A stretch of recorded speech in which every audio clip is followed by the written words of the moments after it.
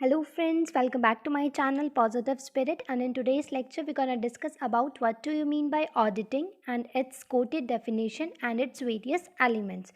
सो चलो video start करते हैं। सबसे पहले हम बात करेंगे कि ऑडिटिंग का मतलब क्या होता है। ऑडिटिंग मीन्स द एग्जामिनेशन और inspection of various books of accounts by an auditor followed by physical checking of inventory to make sure that all the departments are following documented system of recording transaction.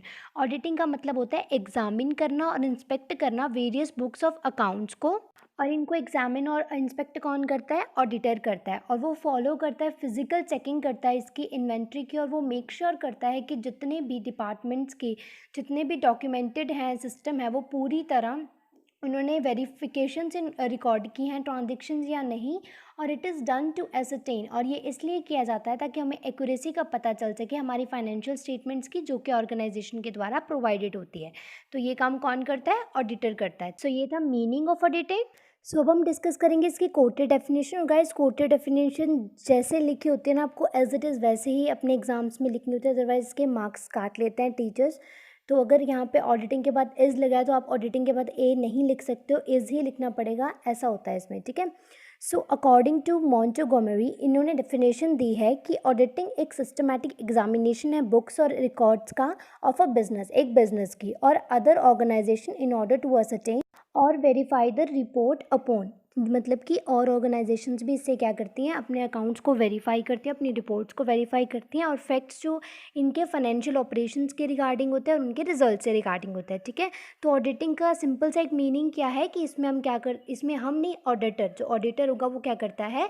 इसको examine करता है और inspect करता है, ये make sure करता है कि जो फाइनेंशियल स्टेटमेंट में जो इन्फॉर्मेशन प्रोवाइड किया गया वो वेरीफिकेबल है। सो अब हम बात करेंगे इसके एलिमेंट्स के बारे में। सबसे पहला इसका एलिमेंट या फिर इंटरप्रिटेशन ऑफ डेफिनेशन भी आप कह सकते हो, सबसे पहला है ऑर्गेनाइजेशन और इंस्टीट्यूशन। इनिशियली जो था वो बिजनेस ऑर्गेनाइजेशन ही इन ऑडिटिंग करवाते थे, बट आज के टाइम पे जैसे डिस्पेंसरीज हो गए, यूनिवर्सिटीज़ हो गए, क्लब वगैरह, ये जो चीज़ें हैं ये भी आजकल ऑडिटिंग करवाते हैं अपने अकाउंट्स की, ठीक है। तो ये था हमारा फर्स्ट पॉइंट, मैंने आपको सिंपल लैंग्वेज में बता दिया। अब मैं नेक्स्ट पॉइंट डिस्कस करती हूँ। Next point is independent and impartial person. The work of auditing has to be done by a person. वो जो ऑडिटिंग का काम है वो वही पर्सन के द्वारा किया जाना चाहिए जो कि उस ऑर्गेनाइजेशन से या फिर उस बिज़नेस से रिलेटेड नहीं है। इसकी वजह से क्या होगा, आप ये सोच रहे होंगे कि ऐसा क्यों, कि उस ऑर्गेनाइजेशन का क्यों नहीं होना चाहिए। इसका एडवांटेज ये होगा कि जो पर्सन है वो इम्पार्शली, मतलब कि अनबायसनेस से काम करेगा, मतलब वो बायसनेस नहीं करेगा, ठीक है। बट अगर उसी कंपनी का मेंबर होगा और वो ऑडिटिंग करेगा तो वो ये थोड़ी ना चाहेगा कि मेरी कंपनी की इमेज ख़राब हो, ठीक है। तो वो जितने भी अकाउंट्स हैं उनका ट्रू फैक्ट दिखाएगा, कुछ भी बायसनेस नहीं करेगा, ठीक है। तो ये था हमारा इंडिपेंडेंट एंड इम्पार्शियल पर्सन वाला पॉइंट। अब नेक्स्ट पॉइंट हमारा बुक्स ऑफ अकाउंट्स वाला। N audit is mainly an examination of books of accounts. जैसे कि मैंने आपको पहले ही बताया था, ऑडिट क्या होता है? एग्जामिनेशन होती है बुक्स ऑफ अकाउंट्स की। However along with the books of accounts other books concerning the constitution of business such as share transfer registered etcetera are also examine. ये नहीं है कि हम सिर्फ बुक्स ऑफ अकाउंट्स को ही देखेंगे, जो शेयर ट्रांसफ़र के रजिस्टर्स होते हैं या फिर और जितने भी डॉक्यूमेंट्स हैं हमारे, या जितने भी हमारे अकाउंट्स हैं या हमारे जितने भी रजिस्टर्स हैं रिलेटेड टू आवर बिजनेस या रिलेटेड टू आवर ऑर्गेनाइजेशन, हम उन सबको वेरीफाई करेंगे। हम मतलब कौन करेगा? ऑडिटर करेगा, ठीक है। Next point is verification. Verification में क्या होता है? The examination of books of accounts is an audit is not merely to known the mathematical accuracy. जो एग्जामिनेशन है बुक्स ऑफ अकाउंट्स की इन एन ऑडिट में क्या होता है? Not merely to know their mathematical accuracy. हमें उसकी mathematical accuracy नहीं करना कि उसने यहाँ पे प्लस माइनस कर दिया, 0.5 ये नहीं कर दिया, 0.5 वो नहीं कर दिया, हमने ये सब चेक नहीं करना है वहाँ पे। Rather it is a specific and critical examination. ये एक स्पेसिफिक और क्रिटिकल एग्जामिनेशन है बुक्स ऑफ अकाउंट्स की। सो टू एस्टैब्लिश, ताकि हम क्या एस्टैब्लिश कर सकें?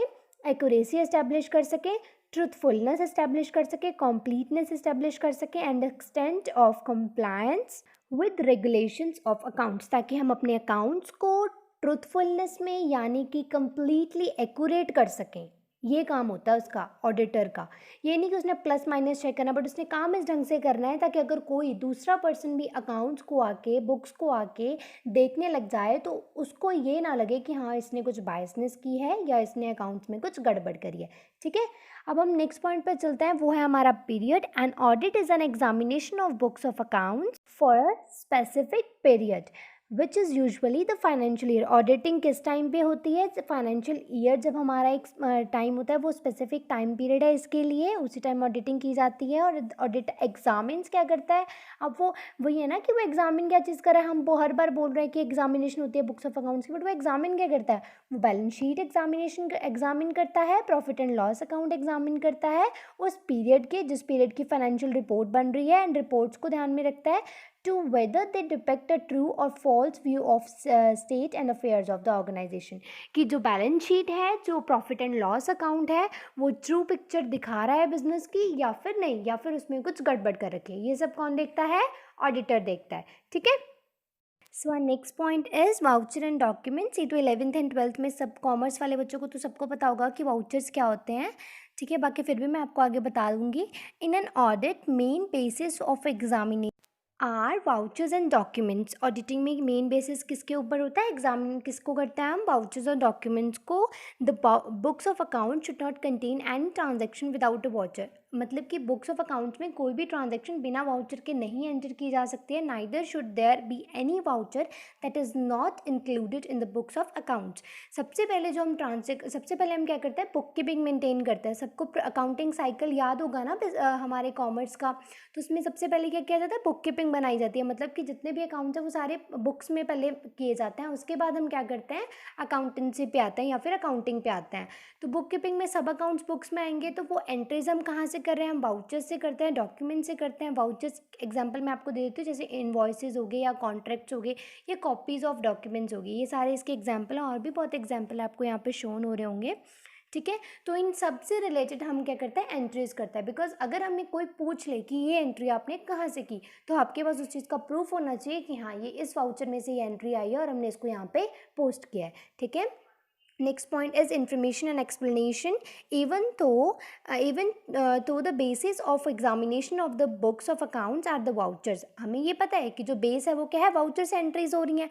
however if the auditor is not satisfied, अब अगर ऑडिटर सेटिस्फाई नहीं है वाउचर से, in order to verify the transaction he can call for information. वो कॉल कर सकता है इन्फॉर्मेशन से, एक्सप्लेनेशन फ्रॉम द मैनेजमेंट, कि हाँ अगर वो सेटिस्फाई नहीं है वाउचर से, क्योंकि उसमें भी कुछ किया जा सकता है ना यार, फ्रॉड तो हर जगह पे होता है। तो अगर वाउचर्स में कुछ गलती कर रखी है या फिर ये एंट्री किसी फ्रॉड की वजह से यहाँ पे आ रखी है, तो जो ऑडिटर होगा वो इन्फॉर्मेशन ले सकता है, एक्सप्लेनेशन मांग सकता है मैनेजमेंट से, तो उसको इस चीज़ का आंसर करना पड़ेगा। Right, next point is according to rules. जो ऑडिटर है वो वेरीफाई करता है रिपोर्ट्स को as to whether the books of accounts are in accordance with the legal enactment. वो ऐसे ही वेरीफाई नहीं करता, इसका एक प्रोसीजर है, वो लीगल इंटेक्टमेंट के साथ ही उसको वेरीफाई करता है, under which the organisation cover की जाती है। जिसमें इसका मैं आपको एग्जाम्पल दे देती हूँ। In a company audit, the auditor, जो कंपनी में जो ऑडिट करता है auditor, has to certify as to whether the company's profit and loss. उसको सर्टिफाई करना पड़ेगा कंपनी के प्रॉफिट एंड लॉस को, बैलेंस शीट को, are in accordance with all the provision, जितने भी प्रोविजन दे रखे हैं किसमें? कंपनीज एक्ट 2013 और नॉट, कि ये सब वेरीफाइड है या नहीं है। ठीक है, next point is science and art auditing. Both science भी है एज वेल एज आर्ट भी है, क्योंकि साइंस में क्या होता है?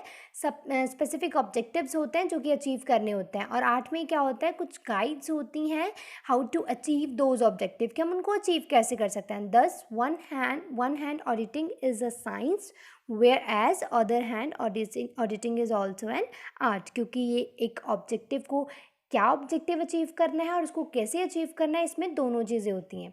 तो ये था गाइस मेरा आज का टॉपिक, जिसमें मैंने आपको मीनिंग समझाया, कोटेड डेफिनेशन के बारे में बताया, और मैंने आपको एलिमेंट्स करवाए। सो मैं नेक्स्ट वीडियो में आपको बुक कीपिंग क्या होता है, अकाउंटेंसी क्या होता है, इनके बीच में डिफरेंस क्या है, जो कि बहुत ही ज़्यादा इम्पॉर्टेंट पॉइंट है, इम्पॉर्टेंट क्वेश्चन है हमारे फाइनल एग्जामिनेशन के अकॉर्डिंग। तो मैं आपको वो डिस्कस करूँगी। अगर आपको वीडियो अच्छी लगी then please press the like button and comment ज़रूर किया करो। एंड प्लीज़ गाइस सब्सक्राइब ज़रूर करना मेरे चैनल को, so that you get notification related to our next video. And please share the channel as much as you can. Okay, thank you.